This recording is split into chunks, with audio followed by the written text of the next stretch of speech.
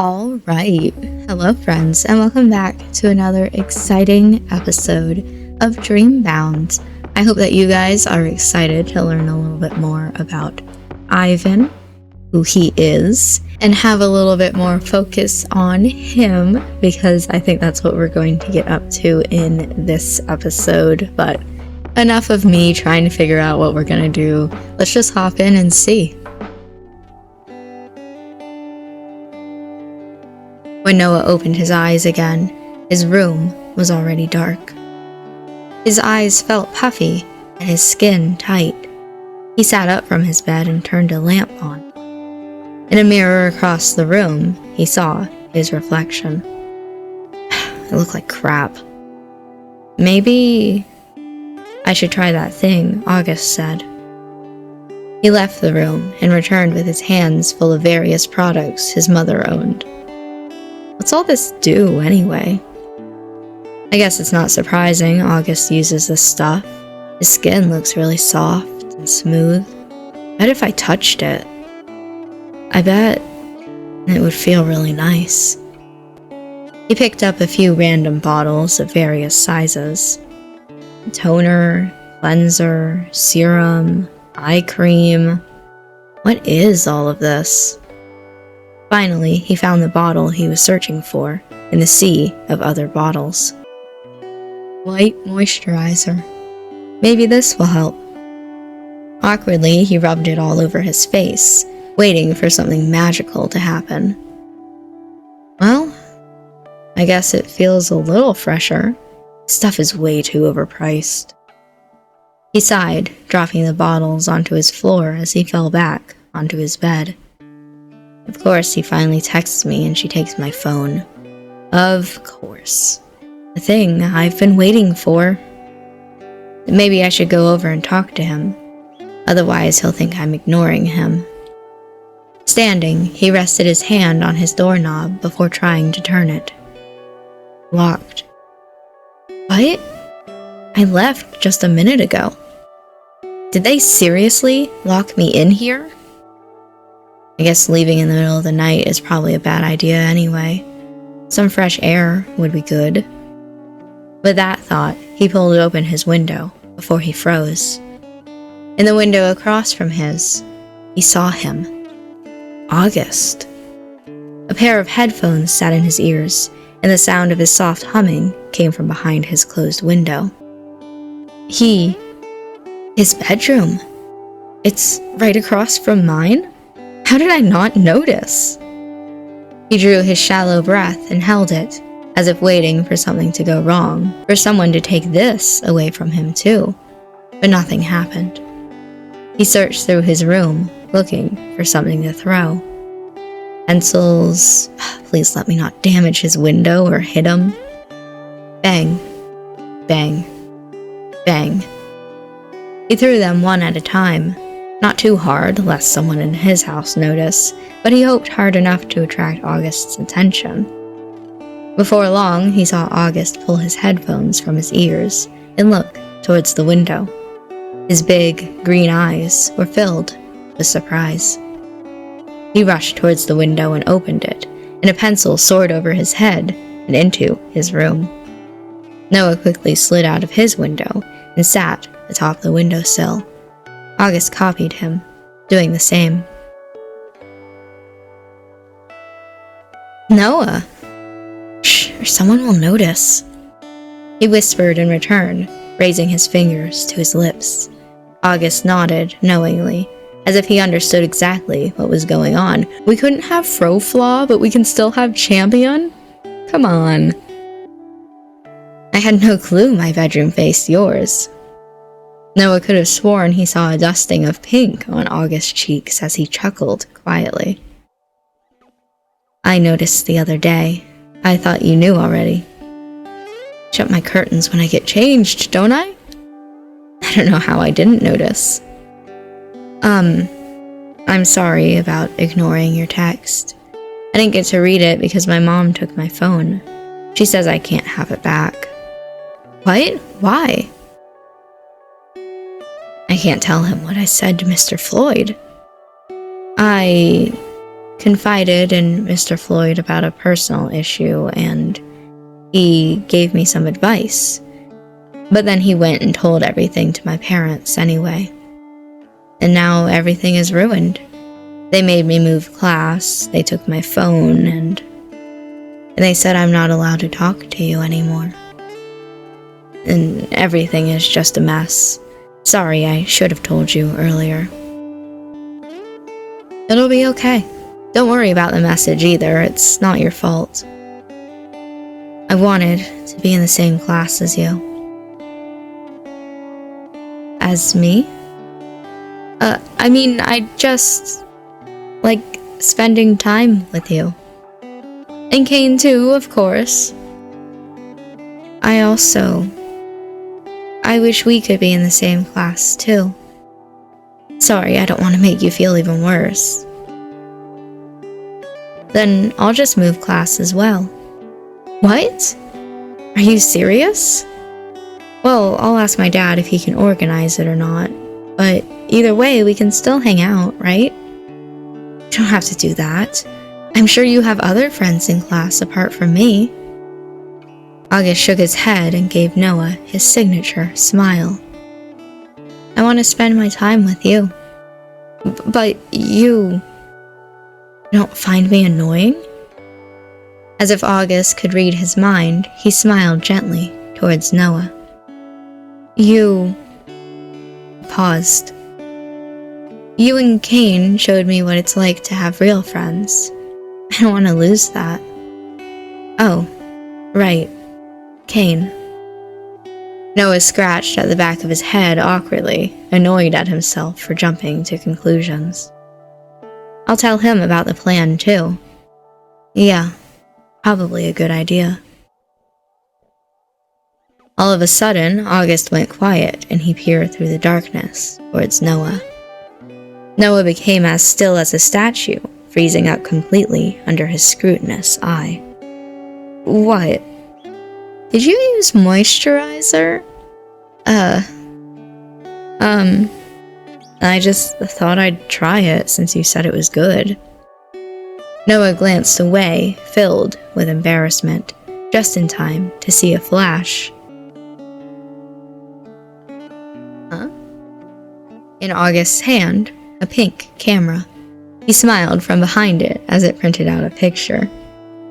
A picture of Noah. Did you just... I used the film we brought at the store together. See? You should just throw that away. You don't need a picture of me. No chance. I think I want to hang it up in my room. If you're gonna do that, then we should just take one together. We can do that, but I want to keep this one, too. It's kind of embarrassing. Really? I like it. Whenever I feel lonely, looking at my photos makes me feel happier. You can just come see me instead. From behind him, Noah heard the sound of something being unlocked. With a feeling of dread in his stomach, he jumped back in his window. I think my mom's here. I gotta go. Good night. Good night, Noah. Sleep well. Noah's door swung open just as he managed to retreat back under his covers. His heart was still beating hard, so hard it was almost painful. Because I nearly got caught? No. Because I like August. A lot. I like him. You're in bed? I was going to bring you dinner. I'm not hungry. Fine. Straight home from school tomorrow. Do you understand? Can I stay at a friend's place this weekend? Noah's mother crossed her arms, obviously not impressed by his question. Which friend? She knows. If I say Kane's now, I'll just be in more trouble. August's. Kane is coming too. No, you're not allowed over at his house, and you're grounded anyway. Good night, Noah. She shut the door behind her before Noah could even think of a response. Good night, Mom. Alone, as always. But on the other side of his window, someone that made him feel together. Chapter 2: Dreams of a Past Long Forgotten. Awake, asleep, awake, asleep. An ever-turning, ever-tumbling rock rolling down a hill that never ends. For one that had given up on reality, it was two sides of the same coin. Whether he was awake, whether he was asleep, what did it matter in the end? Why did it matter when both realities were filled with nightmares? Why did it matter when, no matter what he did, nothing could heal that hollow feeling where his heart used to be? Noah's eyes began to focus. How long had he been sitting in front of his easel, awake? He did not know. Once again, his painting stared back at him, complete. Rolling green hills that melted away into nothing. A world so meaningless, so fragile. An entire existence that depended on one person. Yet Noah felt himself enamored. His fingers trailed over the long, dried paint. He could still feel the wind on his skin, the earth beneath his feet, the bite of metal pressing into his wrists as he approached a castle straight out of fantasy. And the expression on the man that called himself Crow's face. August. Could you really be trailing your fingers over that? Noah jumped from his stool, instantly spinning around to hide his painting behind him, as if it was something shameful. I forgot about this guy. Fuck. I can do whatever I want with my own stuff. Hurry up and get out of here before you call the police? The white-haired man stood with his arms crossed and a look of what Noah would almost call nothingness on his face. Asshole, he's just mocking me. What are you painting? None of your business. What's the problem? Just show me. No. I do like that this is our first choice of the game. However, we are not currently doing your route, Ivan, so no. Problem is, I don't want to show you. Ivan kept his perfectly straight, uninterested expression glued to his face as he stared Noah down. Fucking asshole. You probably already saw earlier while I was sleeping anyway. Whatever. Enjoy. Defeated, Noah's shoulders slumped as he stepped to the side. Ivan, in return, stepped forward to take his place, leaning in close to examine the careful brush strokes. It's a painting of a dream I had, that's all. Nosy, Ivan left behind the finished painting and instead focused on the mounds of unfinished and broken canvases that littered the room that was once a living room. And why are there so many half-complete and broken? Why does it matter? Just curious. Just leave already. If you're looking for money, I don't have any. Go find someone else to harass. I'm not looking for money. And I'm not interested in talking to strangers. Ivan smiled lopsidedly. He does have a nice smile, though. Looking at the way you live, I doubt you have much interest in talking to anyone. Thanks for the commentary on my life that I didn't ask for, jackass. What the hell do you want from me? Didn't I tell you last night? I've taken an interest in you. There's something I wanted to confirm. Spit it out already, then leave. Tired. Just wanted to see how someone that could jump into dreams handled reality. Noah's eyes went wide. Ivan looked towards his easel once again, smiling at the painting that laid completed. I have no clue what you're talking about. Guess this recording is fake, then. His phone pulled from his pocket, Ivan turned the screen to face Noah. On it, a recording of Noah and Kane walking side by side, before suddenly disappearing. All the color drained from Noah's face. You wanted me to leave, right? Sure. See ya. Wait! Changed your mind? Noah's eyes instantly went back to the markings that ran up Ivan's body. How do you know about that? At that exact moment, the door to Noah's apartment opened with a creak that seemed to drag on far too long. Someone rushed inside before suddenly freezing in place. My boy! A deep frown was engraved into his brow at the sight of Ivan. What the? Who's this? Ivan looked at him, completely deadpan, before turning his head towards Noah. Do you just let anyone in? That's unsafe. Hey, I asked you a question. Ivan lazily looked back towards Cain, disinterested. I'm Ivan. He didn't bother asking for Cain's name in return. Okay, Ivan, what are you doing in Noah's apartment? Noah, do you know this guy? Yeah, he's Ivan. This guy knows about entering dreams? And those markings. Just who is he? His markings suddenly getting pulled into dreams, people turning up dead. I can't let him leave yet. Relax, Cain. We're friends. Old friends. He's no friend I've ever met. It's been a long time. I met Ivan before I met you. Right. Right, fine. Whatever. But I need to talk to you. Cain side-eyed Ivan, who simply stood with his arms crossed over his chest, not moving. Be my guest. Alone? Cain caught Noah's arm and pulled him into the kitchen, a frown set into his brow. Please tell me I didn't dream up everything that happened. Wait, I mean, it was a dream, but it was real, too. It was. This is insane. What's more insane is that we were forced in. I've never seen that happen before.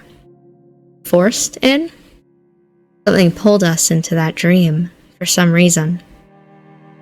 You've been watching the news about the people turning up dead. I think what's happening with the dreams might be connected to that. Why? How? At this point, I suppose I should just be honest with him. That wasn't the first dream I was pulled into. Before, I saw my father get shot. And the next day, he was dead.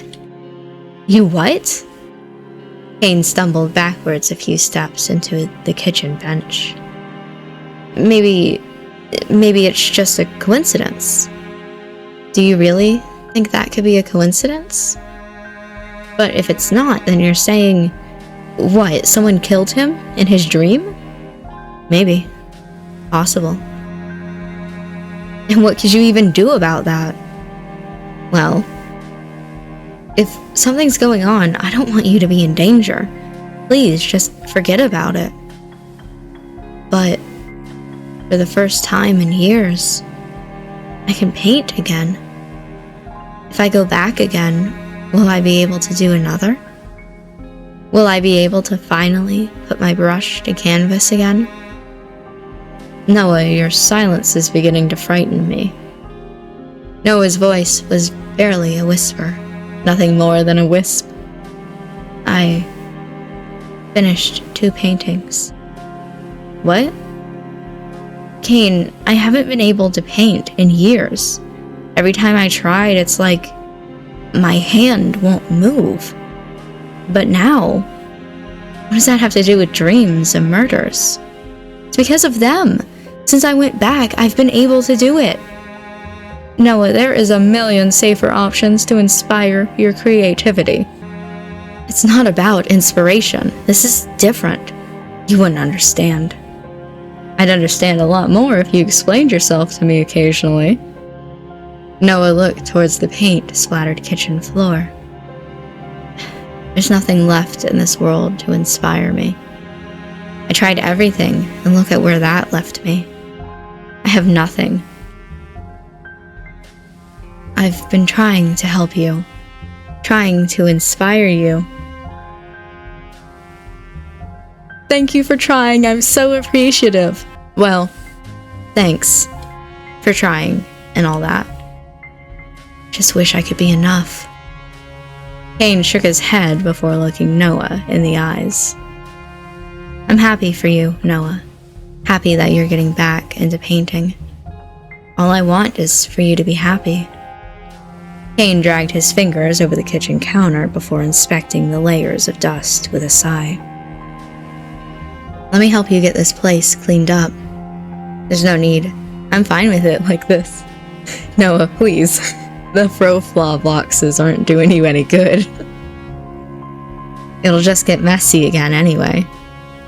Fine. There's something else I wanted to talk about anyway. Noah, about August. Noah's entire body froze up. Or Crow, or whatever he said his name was. What was that? I don't know. Noah, even I want to believe that was him, but August is dead. It couldn't have been. You don't know that. Kane jumped in surprise at Noah's furious tone. You don't know that. It could be him. Step, step, step. The sound of footsteps against dirty floorboards. Someone entered the kitchen. Ivan walked past the two, paying them no mind, and headed for the fridge. He opened it, blinked twice, and closed it again. Where's all the food? Can you not read the room a little? Why? What's there to read? We're having a private discussion here. Leave. I'm a guest here, not your house, so I don't have to do what you say. It's not your house either. Have some respect. Where you're wrong. Huh? We were just discussing about me moving in. Seems our friend Noah here has been looking for a roommate. That was the final straw. Haynes took long strides towards Ivan and caught him by the collar, glaring down into his face. Kane! Who the hell do you think you are?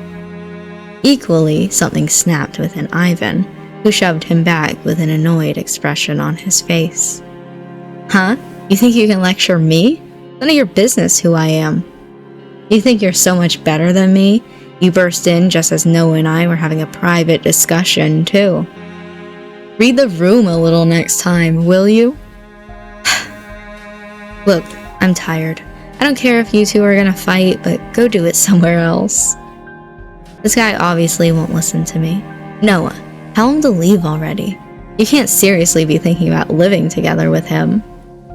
No, I wasn't, but if that's what it takes... I think it would be better off if you left, Kane. You need to cool your head. Noah, please, just give him an ounce, 1 tiny % of love and support. You're killing me. We can talk later. Noah. Ivan stepped away from Kane, his hands up in the air as if in defeat. You should listen to him. Fine. That's what you want. Stay safe, Noah, and don't do anything stupid. I'll come back tomorrow. No promises. Fine. See you later. The door shut behind him with a click. The Froflaw! Finally in view! Silence stretched onwards and onwards until Noah finally spoke up. How do you know about the dream world? I'm hungry.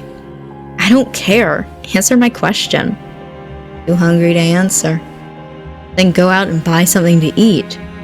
Can't. Why? I don't have any money. So you're after my money after all. No disrespect, but you don't look like the type with any money yourself. It's not my job to feed you. It's not my job to answer your questions. Noah turned and stormed out of the front door, with Ivan following along behind him. The light from outside burned Noah's tired eyes. He tried desperately to shield himself from the brightness, but in the end gave up, his hand hanging uselessly at his side. Behind him, Noah could hear quickly approaching footsteps, light and quick, before a man with white hair appeared beside him.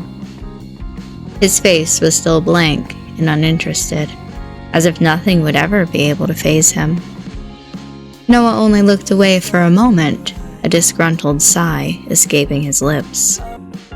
Then the moment he looked back, Ivan bit into a ripe, red apple. "Where'd you get that?" Ivan waved back over his shoulder absent-mindedly, as if the question didn't interest him. "Back there somewhere." "You paid for that, right?" "Why does that matter?" "You can't just do that." "Why not?" "Because you have to pay for it. You can't just take whatever you want." "You still haven't given me a reason why." Ugh. With a groan, Noah reached into his pocket and pulled out his wallet. Inside, a few coins and a credit card that was quickly running out of money. With a deep apology, Noah paid the roadside stall holder before catching back up with Ivan, who had already finished his apple and thrown the core down an alleyway. "Why do you care? No one saw me, and no one would have noticed it missing." "I care because it's the wrong thing to do." "Your morals sure are confusing." "What's that supposed to mean?" Ivan shrugged. "You're the one happy for people to die as long as you can paint again, right?" "So you were eavesdropping." "You talk loudly." Noah frowned in response, but Ivan spoke again before he could. "Let's go in here." "Why there?" Ivan nodded towards an old diner, the kind of place that tried desperately to be cool, but everything they did came off as outdated. The tables were mostly empty. Ivan just shrugged and entered first, leaving Noah by himself on the sidewalk. "What's going on?" The few people that sat in the restaurant turned to look as the two came in. At first, Noah felt overly self-conscious, their gazes sticking to his skin like tar. But then he noticed they had no interest in him. All of their eyes were focused on Ivan alone. Probably because of how he's dressed. Yet Ivan didn't pay them any mind. Without even blinking, he strode past to take a booth in the corner, far from both the door and any other people. He doesn't even care about all these people staring at him. If anyone could be described as marching to their own beat, this is the guy. Uncomfortable, Noah took the seat across from Ivan. "Something wrong?" "Everyone's staring this way." "And? Doesn't that make you uncomfortable?" "Let me tell you a secret. No one gives a shit about you, or about me, or about anyone. In a minute, they'll all go back to what they were doing and forget I was even here. I'll fade away like a memory from the distant past. Why would I care about someone's fleeting thoughts? Let's just eat." Why would I care about someone's fleeting thoughts? Only it was so easy for me to disregard. Noah opened up the menu, unsurprised to see a page full of word art, stock images, and jokes years outdated. No wonder it's so empty. "What's that?" "Was what?" "In your hand." "The menu?" Ivan opened it up, frowning at the words on the page. "Is there a problem?" "No, just get me whatever you're having." "Fine. Can I take your orders?" Yeah." Noah cleared his throat awkwardly. When was the last time he'd ordered food at a restaurant? "Can we just get a couple of, burgers?" "No problem. Anything to drink?" Noah's mind wandered back to his empty wallet. Just water, please? Coming right up. Her bubbliness was at odds with the musty, aged environment. You don't look like a starter. Not used to talking to people? It's hilarious coming from someone with no social awareness. Do you ever actually leave your house? It's none of your business. So no, I understand. You're a shut-in. We're not so different. It's not like that. I decided I didn't want to leave. It's a decision I made. What shut-ins say. Look, I really don't care about what you think about me. I just want you to tell me how you knew about... Noah lowered his voice, his eyes shifting to the other customers. About the dream thing. It's simple. I can do the same thing. You can enter dreams, too? Ivan nodded, sipping on the water the waitress had left behind. Aren't you going to give me some kind of explanation? Not anything to explain. You asked how I knew, and I told you. There's a lot to explain. I don't know about you, but I've never met another person like me. How did you get in? When? How often do you do it? What does it mean? Ivan shrugged again, more occupied with the water than with Noah's questions. I'd rather talk about it somewhere else. And where would that be? I already brought you here. Before either of them could continue the argument, the bright and friendly waitress brought back their food, sitting the 2 plates down on the dingy table. The grease from the burger pooled up on the plate, making the unappetizing meal all the more disgusting. But that didn't seem to bother Ivan, who dug right in. Begrudgingly, Noah followed suit.